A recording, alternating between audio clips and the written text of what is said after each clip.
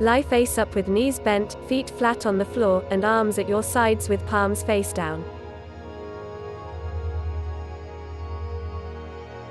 Keep your feet parallel and hip width apart, heels stacked under knees.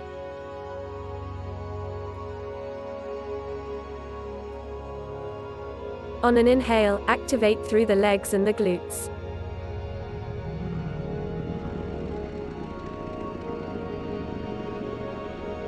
Press the floor away with your feet and lift the hips off the floor toward the sky.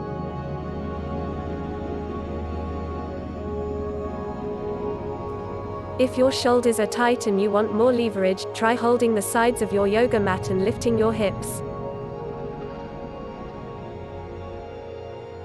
You may also wish to interlace your fingers underneath your bridge and shimmy your shoulders under the chest.